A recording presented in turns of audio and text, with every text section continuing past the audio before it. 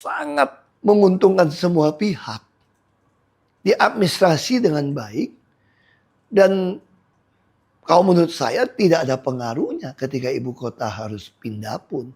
Karena Jakarta tetap menjadi kota bisnis, kota budaya, pusat keuangan, tempat turis. Nah, ini yang akan kita wujudkan. Caranya bagaimana?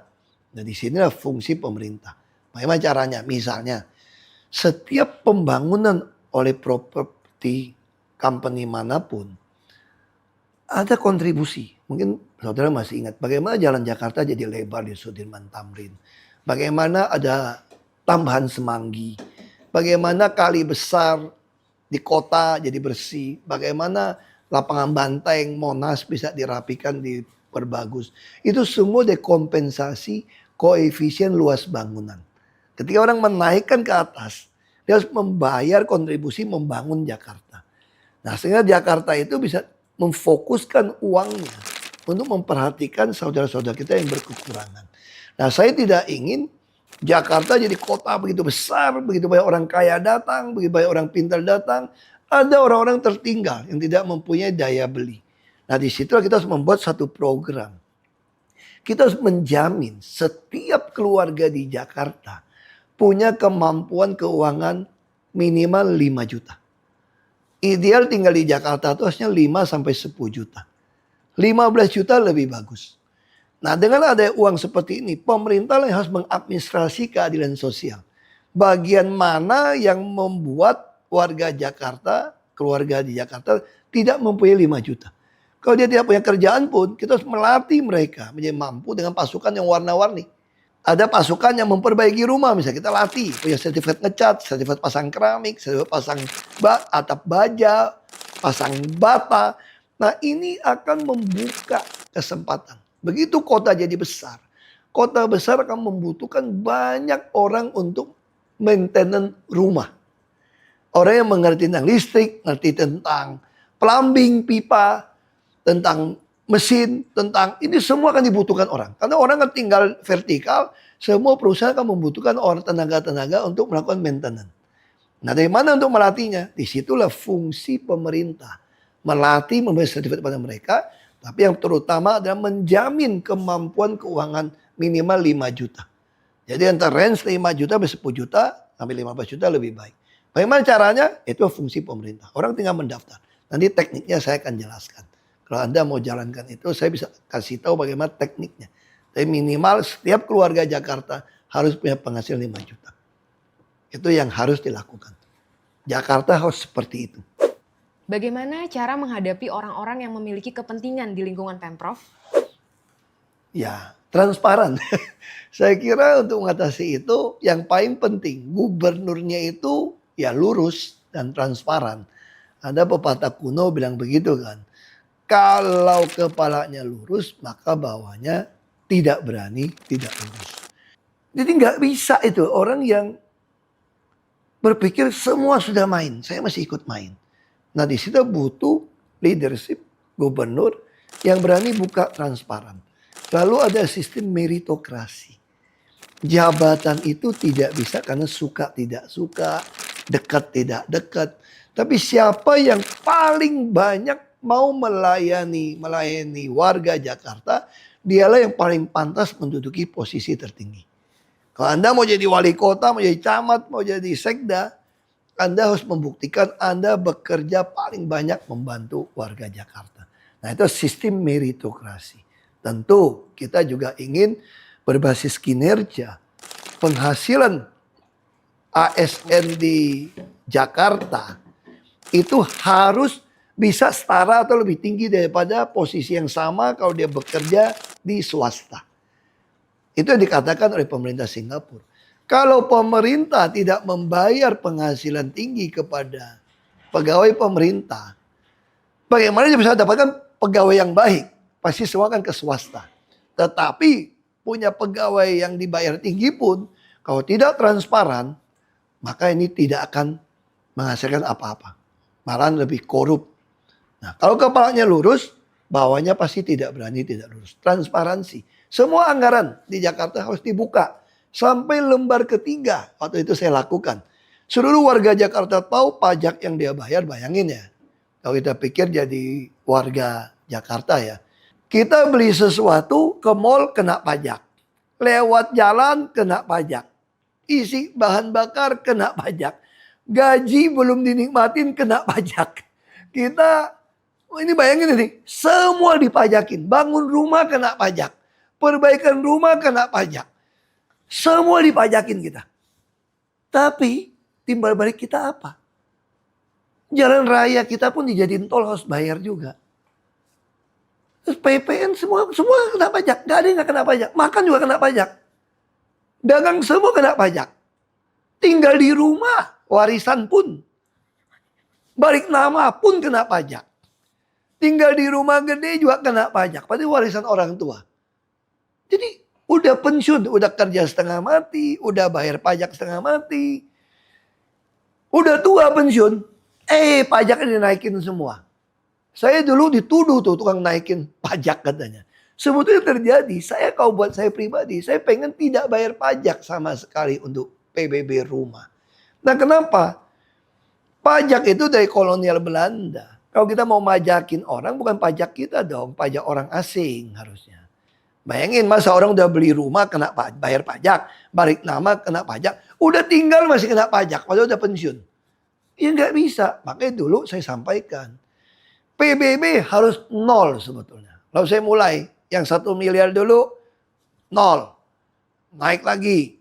Nah kenapa saya bertahap? Karena pelabuhan di pulau OPQ, ada 17 pulau kalau nggak salah reklamasi. Saya pengen pulau OPQ, itu udah kerjasama dengan Rotterdam. Kita udah bahas berapa kali dengan Rotterdam di Belanda. Saya ingin Tanjung Priok itu pindah ke tempat lebih dalam di OPQ. Sehingga Pemda DKI punya pelabuhan seperti di Rotterdam. Saya diajari itu dari wali kota Abdul Muthalib. Bayangin kalau Jakarta punya pelabuhan sedalam itu, punya OPQ, punya 80% saham, orang masuk, punya penghasilan seperti itu begitu besar. Seluruh rumah hunian di Jakarta tidak perlu bayar PBB. Loh kenapa saya naikkan dulu? Saya dianggap temuan. Ketika undang-undang pemungutan pajak bumi bangunan diserahkan kepada Pemda DKI, saat itu sudah selisih bisa sampai 5 kali berapa lipat, 2 kali, 3 kali lipat dari harga yang sesungguhnya. Nah ini bisa jadi temuan merugikan negara atau memperkaya orang lain.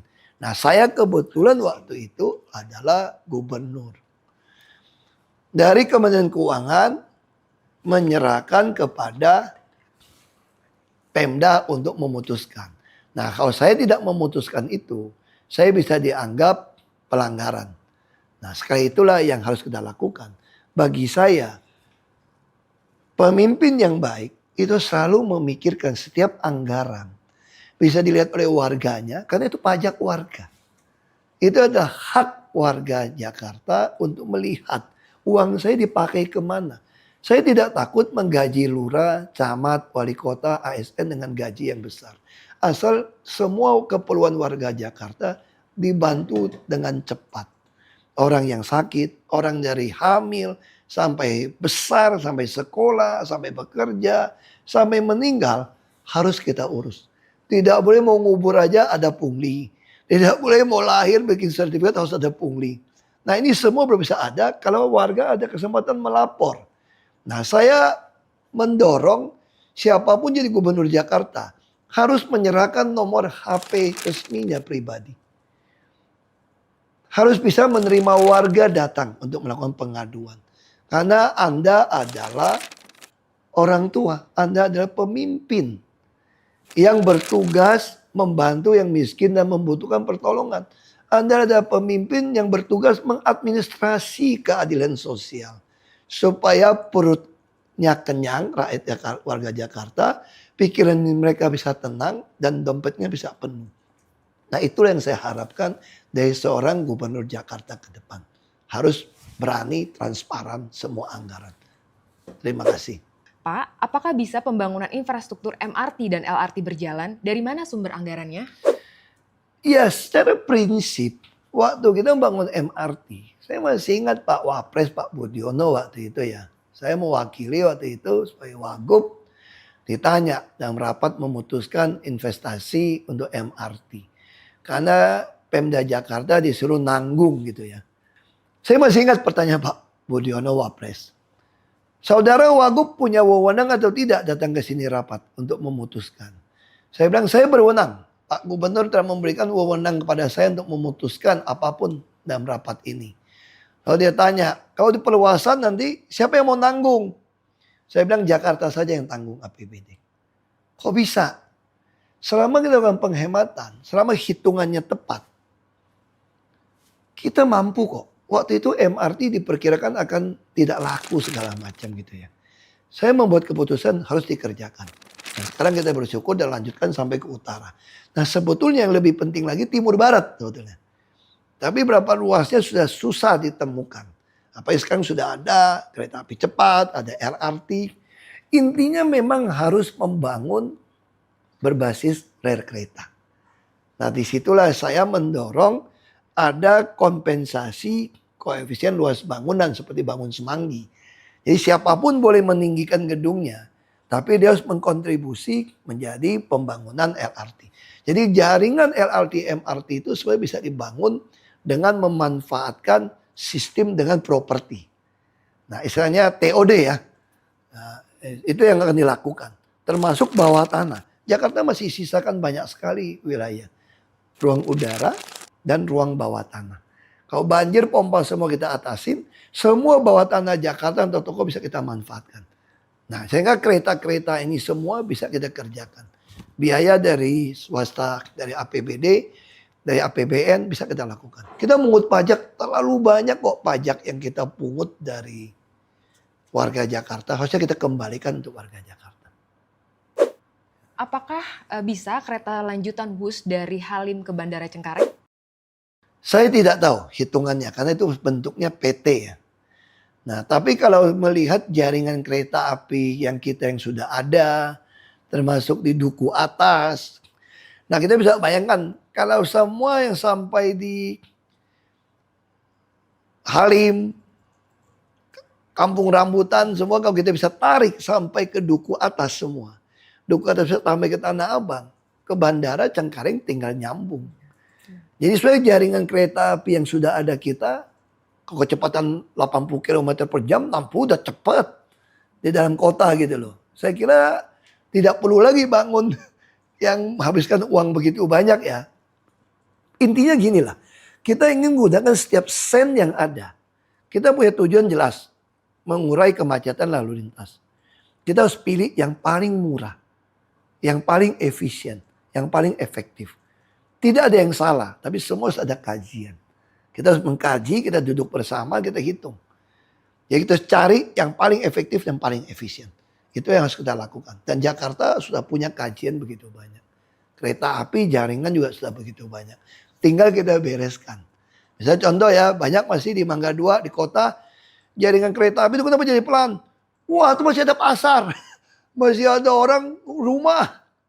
Nah itu harus kita sediakan rumah apartemen tadi.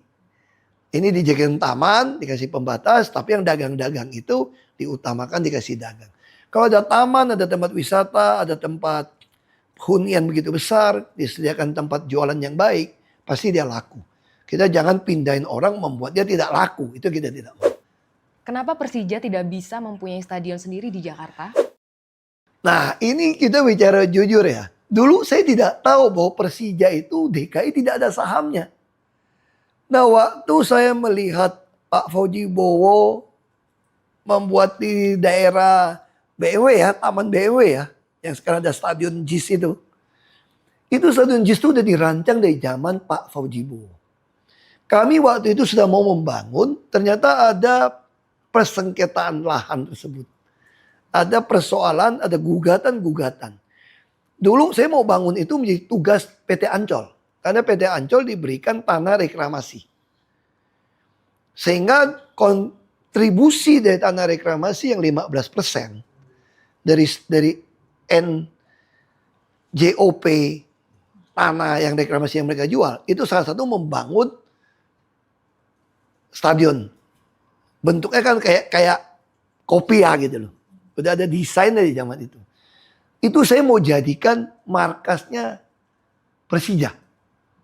Jadi nanti ada souvenir, ada jualan apa segala macam markas Persija. Lalu saya panggil, kalau begitu Persija punya saham, Pemda DKI harus punya dong. Kalau dihitung kita bangun satu stadion gitu mahal, menjadi milik Persija, semua pemegang saham Persija terdilusi dong.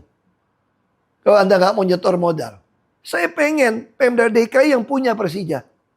Tapi yang pegang Persija ini nggak mau lepas gitu loh. Saya panggil, Anda nggak apa-apa. Pemda DKI yang punya. Anda jadi sebuah tim manajemen. Kita bisa kasih Anda 20 atau 30% pembagian keuntungan ya.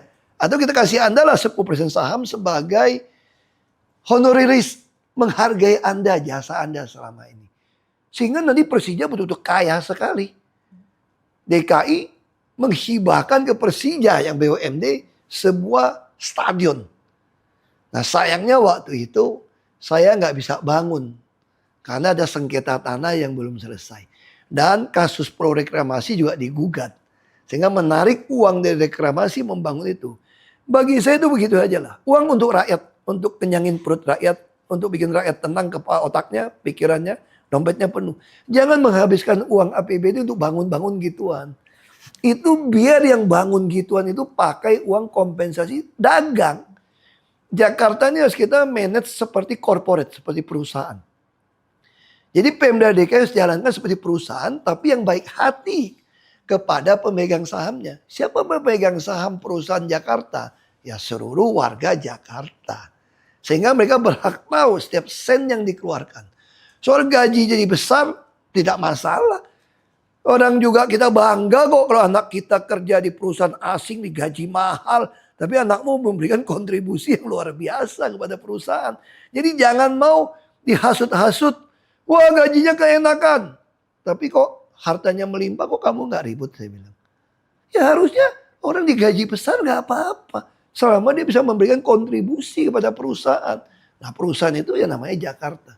Nah sayang bagi saya Persija harusnya punya kesempatan memiliki satu stadion begitu besar.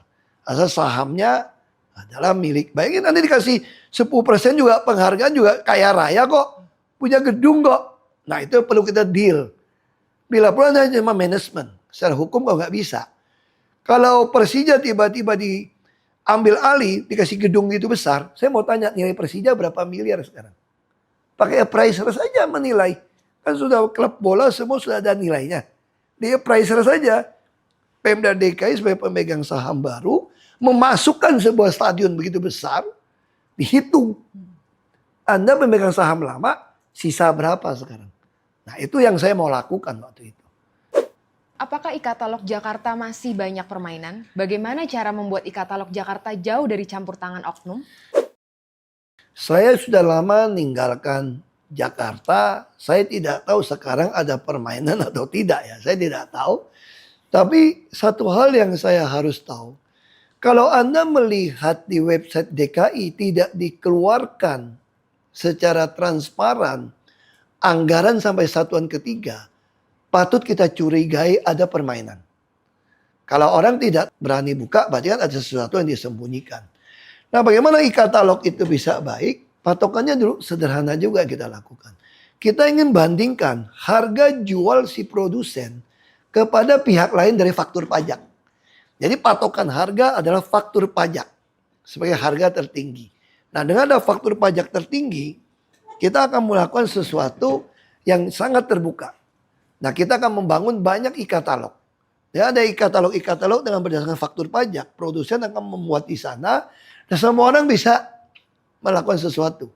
Dan yang lebih penting lagi, pengadaan barang untuk dan atas nama rakyat itu sebaiknya tidak diadakan oleh satuan kerja atau dinas-dinas oleh Pemprov. Misalnya contoh begini.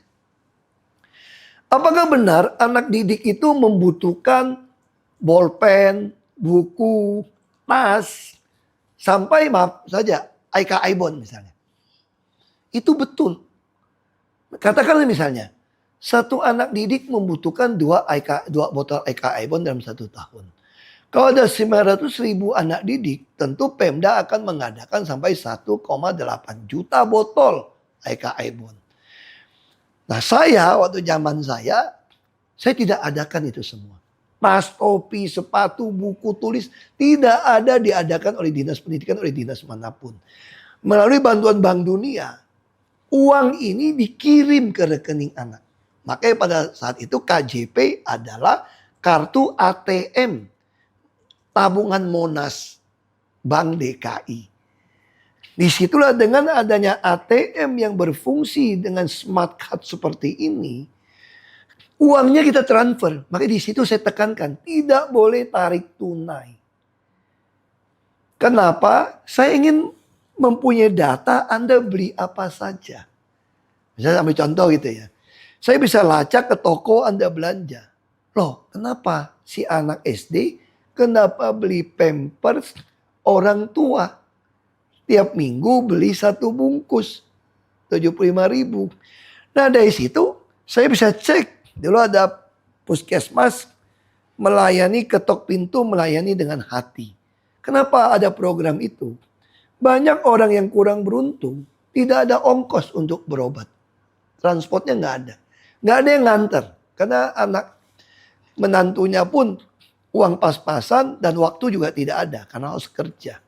Nah di situ puskesmas yang harus datang. Nah dari situ dicatat data. Nah dari sana saya bisa mencocokkan data. Waktu itu belum sempat disambungkan, di-connect. Tapi dengan AI teknologi yang ada, kita bicara e-government. Dengan manual saja saya bisa tahu. Anak ini tinggal di mana, di dalam kartu keluarganya ada siapa. Saya cek di puskesmas, saya tahu. Oh ternyata kakeknya itu lumpuh. Jadi wajar dia tiap minggu memberikan pampers untuk kakeknya. Nah dengan cara seperti itu, saya bisa menggunakan uang operasional saya atau dari dinas sosial. Mentransfer ke rekening si anak tadi. Untuk membantu dia membeli pampers. Nah ketika liburan sekolah, misal contoh begini. Kalau di rumah itu ada 3 anak. Tentu berjenjang kan tidak, kecuali kembar. Saya katakan beda 1 tahun. Bisa saja buku tulis, buku bacaan bisa diturunkan ke adiknya. Kalau uangnya dikirim ke si anak, atau AKI Bond lah. Berarti di rumah itu dapat 6 botol misalnya. Saya kira mungkin keluarga itu cuma beli 3 botol. Kalau beli 3 botol, sisa 3 botolnya dia pakai bertiga saudara kan. Sisanya bisa dipakai waktu libur sekolah beli sepatu roda misalnya. Dan saya juga menghitung. AKI Bond yang dibeli dari si anak. Dengan harga pasar e-katalog yang saya punya. Harga pasaran lebih murah. Karena kalau saya pengadaan. Bisa ada markup. Bisa ada mutu. Bisa macam-macam dimainkan ini. Bisa ada oplos. Bisa juga ada biaya honor pengadaan. Ada pengumuman koran. Ada persiapan uang untuk digugat. Bayangin kalau uang itu semua ditransfer ke rekening si anak. Orang tua juga menikmatin, bisa hemat uang untuk pakai yang lain. Pemda juga hemat uang, bisa pakai untuk yang lain. Nah jadi pola inilah yang harus kita lakukan untuk pengadaan. Semua pengadaan untuk di atas nama warga harus diserahkan pada warga. Dengan harga yang pasti lebih murah. Itu yang kita akan lakukan. Sama kayak daging. Tidak ada operasi pasar di Jakarta. Pengadaan-pengadaan itu. Misalnya contoh dulu sapi. Daging sapi. Kita kalau dengar harga sapi 125.000. Kita mau operasi pasar 85.000. Kasih kartu. Oknum yang bagi kartu mungkin cuma bagi ke keluarganya. Oknum yang benar dapat, dia nggak punya uang untuk beli daging. Dia jual kepada yang mau beli daging. 200 ton, hitungan jam habis. Lalu waktu itu ada 900.000 anak. Saya katakan, supaya memperbaiki gizi anak untuk menghadapi stunting anak-anak sekolah. Supaya bisa bersaing. Mereka harus beli daging sapi hanya 45.000 sekilo. 1 anak 1 kilo sebulan. Saya sampaikan. Saya berpikir menyediakan 900 ton daging sapi. Ternyata mau habis 200 ton pun susah. Mereka tidak ada uang untuk top up. Lalu nggak bisa beli daging sapi, saya turunkan, beli daging ayam. Ayam berapa satu ekor? Yang udah potong, frozen, yang sehat dari pemotongan DKI. 9.000 aja satu ekor. Saya subsidi. Berapa? 300 ton rata-rata. Nggak bisa 900 ton. Berarti dia nggak mampu. Lalu kalau nggak bisa beli ayam, beli apa? Supaya dapat protein yang murah. Saya jual telur ayam. Berapa telur ayam? 8.000 satu kilo. Kalau nggak salah segitu, saya ingat segitu. Berapa ton? 600 ton. Lalu sisanya apa? Ketika orang nggak mampu, dia beli mie instan, rasa sapi, rasa ayam, rasa telur. Ini yang membuat kesehatan dari janin, stunting bisa terjadi di anak-anak kita. Ini adalah aset Jakarta yang harus diberikan. Makanya kita bangun banyak RPtra, keluarga saling kenal. Orang harus lapor kalau Anda nggak ada makanan, kurang gizi apapun. Nah dengan pola seperti ini, semua terkontrol dengan baik.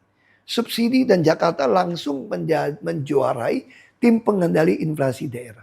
Karena prinsip penawaran dan permintaan, supply demand kita kontrol dengan baik. Kita punya pasar, semua kita harus lakukan.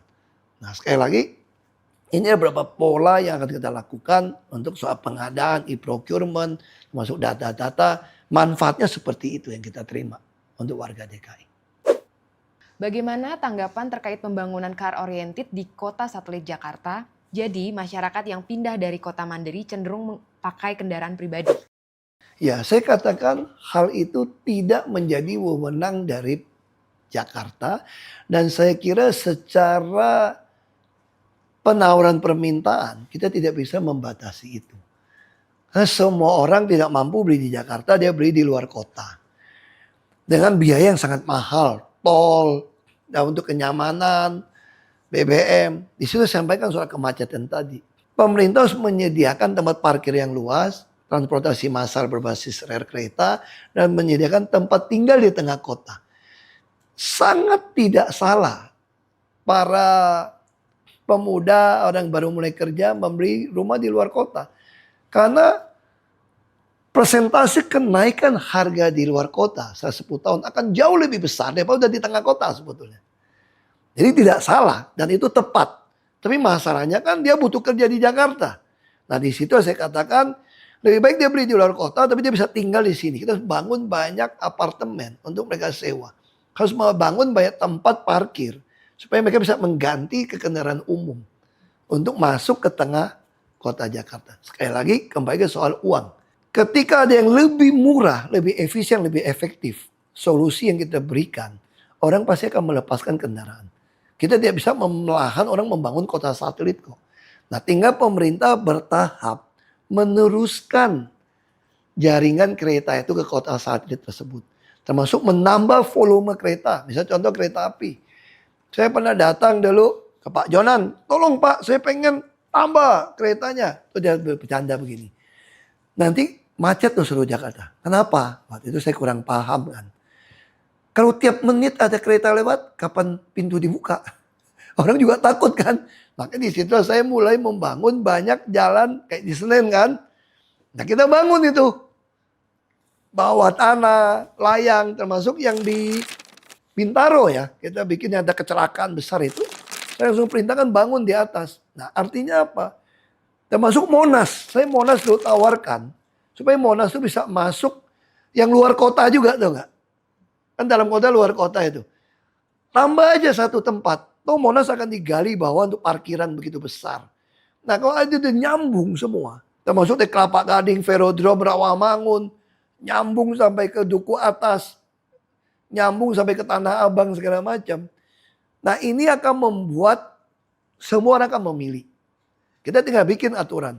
Siapa yang punya karcis langganan kereta atau karcis langganan Transjakarta bulanan, parkir selama jam kerja free misalnya. Free aja. Bagi DKI ketika kota Jakarta tidak macet, orang Jakarta tidak stres, tidak sakit, ekonomi bergerak untung. Dari pajak yang Anda bayar, dari PB1 yang Anda bayar, Anda makan punya waktu, itu sudah suatu keuntungan. Nah itu yang saya katakan, itu dijalankan secara corporate, secara perusahaan. Jadi pemerintah itu tugasnya mengadministrasi keadilan sosial. Itu sebetulnya tujuannya. Seperti apa sosok yang pantas untuk memimpin Jakarta? Ya bagi saya siapapun yang mau memimpin Jakarta. Pertama, ini udah saya usulkan sejak saya di Komisi 2 DPR RI. Siapapun mau jadi pejabat di DKI Jakarta atau di daerah manapun, waktu itu saya di Komisi 2, harus bisa membuktikan hartanya dari mana. Dibuktikan dengan biaya hidup, dengan pajak penghasilan yang dia bayar. Itu dasar pertama. Yang kedua, dia harus berani mentransparankan anggaran sampai satuan ketiga. Yang ketiga, tentu dia harus berani menerima warga. Balai kota itu adalah balainya rakyat, balainya warga Jakarta. Warga Jakarta berhak nongkrong di sana. Bahkan saya berpikir, ini ide waktu itu ya, ketika orang lagi susah makan, saya ingin sekali balai kota itu menyediakan makan siang gratis. Nasi goreng saja. Siapa yang masak? Anak-anak SMK yang praktek. Kenapa mesti makanan yang sama? Supaya orang yang mampu tuh nggak mau datang tiap hari makan yang sama. Bosen. Tapi kalau buat orang yang memang nggak punya makanan, dia akan datang situ makan tiap hari. Sekalipun menunya sama. Karena untuk hidup. Nah harusnya balai kota seperti itu. Nah pemimpin yang diharapkan, ada pemimpin yang menjadi bapak pelindung. Yang menjaga setiap sen pajak yang dibayar oleh warga Jakarta. Untuk kepentingan warga Jakarta. Udah bayar PBB mahal, bayar STNK mahal, bayar lampu jalan mahal. Tapi bisa kena banjir, bisa kena maling, bisa kena rampok, atau bisa jatuh, jalanan jelek. Itu semua tidak boleh terjadi. Setiap sen yang dipungut harus untuk warga Jakarta. Nah itu yang saya harapkan, sosok yang bisa jadi gubernur Jakarta harus buka diri. Harus kasih nomor HP pribadi kepada seluruh warga Jakarta. Supaya orang semua bisa ngadu. Baru lurah, camat, wali kota, semua pejabat satuan kerja, dinas, tidak berani macam-macam sama warga Jakarta. Karena akan dilaporkan kan. Nah, selama semua kerjakan dengan baik, saya kira warga Jakarta tidak mungkin kok mau WA yang sibuk seperti itu. Tapi harus ada tempat pengaduan. Termasuk balai kota. Gubernur harus berani turun menyapa warga Jakarta yang pagi-pagi menunggu di balai kota. Itu paling penting buat saya seperti itu. Dan tentu juga harus mengadministrasi keadaan sosial dengan baik. Orang yang kaya harus dibantu untuk membuka banyak lowongan kerja. Orang yang kurang beruntung harus diberikan kemampuan, sertifikasi sampai penghasilan. Ya, sekali lagi terima kasih sudah bergabung menyaksikan program A3. Sekali lagi saya katakan ini A3 bukan A1 ya. Semua yang saya sampaikan bisa jadi bahan diskusi.